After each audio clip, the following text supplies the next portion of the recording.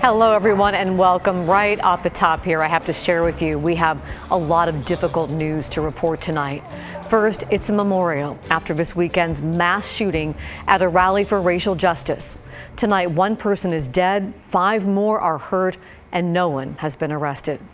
Portland police say the scene was so chaotic, they're still gathering evidence to prove, quote, who is a suspect and who is a victim.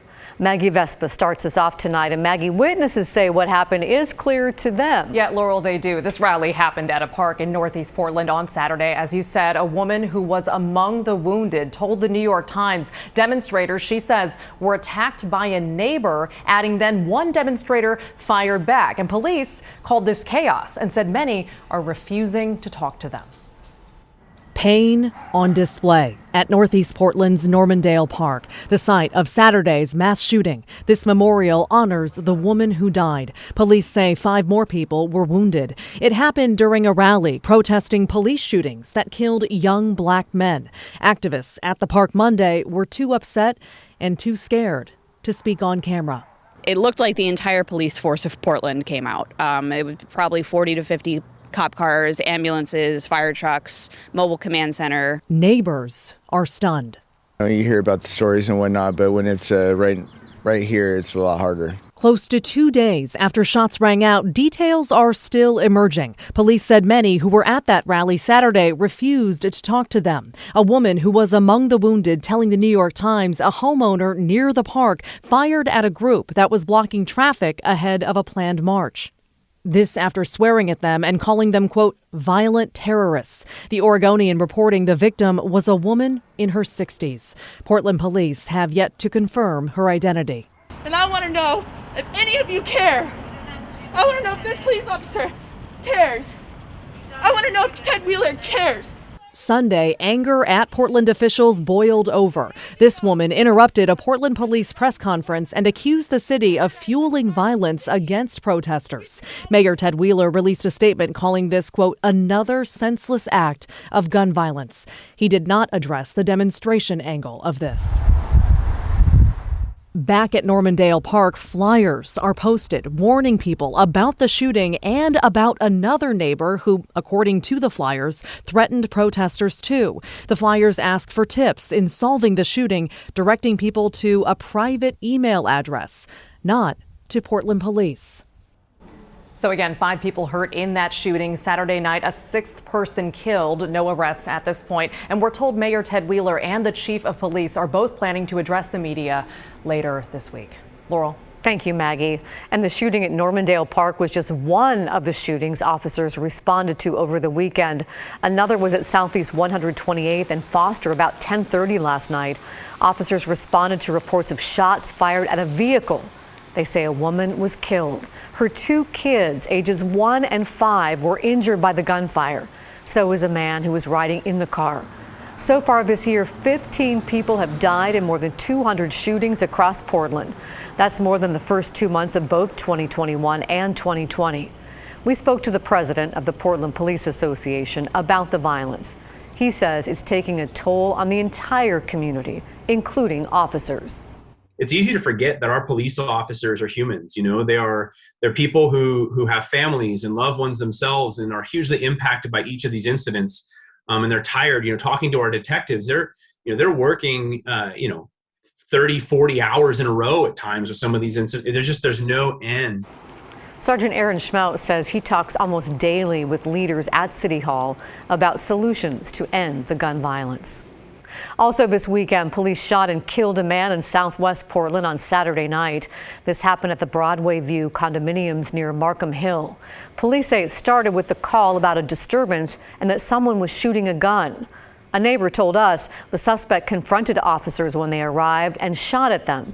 They fired back, killing him. Another neighbor says a bullet hit his kitchen window where he'd been standing just 15 minutes earlier. It's unclear who fired that shot.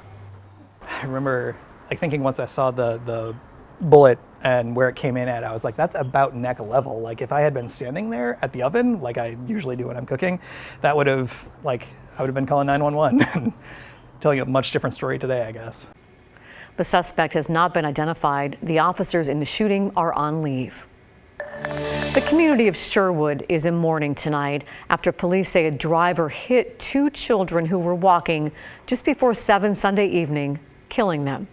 It happened along Southwest Edie Road near Trailblazer Place, and that's where KGW's David Mulco joins us tonight. David, this is just beyond heartbreaking. And Laurel, to echo what you said at the top of the newscast, some of these details could be difficult for some of our viewers, especially so because these two girls were 11 and 16 years old. Now, Katie Jordan, she lives just up the road here. She heard that shutter, that bang just before 7 yesterday evening. She ran down here, saw one of those girls lying on the pavement, called 911, tried to perform CPR, to do anything she could to try to save them. Yeah, you don't think about it in the moment. You just do it. You just do it. You know, just so the families know that we tried. You know, we tried to help their children. Jordan, understandably emotional over what she witnessed. She told us the driver was outside his silver SUV uninjured, apparently also distraught though, saying, why me, not these babies, please help them. Now, markings here at the scene suggest the driver crossed over a double yellow onto the wrong side before hitting the girls on the sidewalk. There is no indication from police speed was a factor, but Jordan and another neighbor we talked to questioned the 40-mile-an-hour cap here, saying it is just too high for this stretch of road, suggesting something more like 25 or 30. Now, when it comes to the driver, police say the investigation continues. He is cooperating. We have been watching as family after family passes by tonight. The memorial behind me growing, people offering flowers, offering their prayers. I just saw a mother and daughter hugging. The word tonight here, Laurel, simply heartbreaking.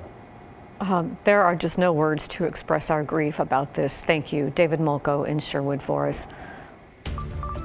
Take a look now at this massive traffic trouble in eastern Oregon. A large series of chain reaction crashes has I-84 closed. Can you believe the scene? This is between Pendleton and LeGrand. The crashes happen along a mile-long stretch, and by early estimates, and you won't be surprised by this when you look at this video, this involves at least 100 total vehicles. First responders even said after they arrived, they could hear more crashes happening behind them as they tried to help. They say this crash site is so extensive, they can't tell you how many people are hurt yet. The area is dealing with snow and winter weather. ODOT says they expect the westbound lanes to be closed through the night, with the eastbound lanes closed several more hours. Terrible scene there. Police have arrested a man accused of violent and deadly assault downtown. They say 21-year-old Elijah Williams attacked 46-year-old James Wise by Northwest 3rd and Gleason on February 13th. Wise, who is homeless, died from his injuries. The attack happened outside Blanchet House, a nonprofit that offers food and shelter to houseless people. Police have not released any information about a possible motive. Those living on the streets of Vancouver are pleading with the city for a more permanent solution to the housing crisis there. Last year, officials counted 916 people living on the streets in Clark County. Now, there are some temporary solutions. There's a safe parking zone at the Evergreen Transit Center with more than 50 spaces, and a Stay Safe community with 40 tiny homes open in December, with plans for 2 more this spring and fall. But some say it's just not enough.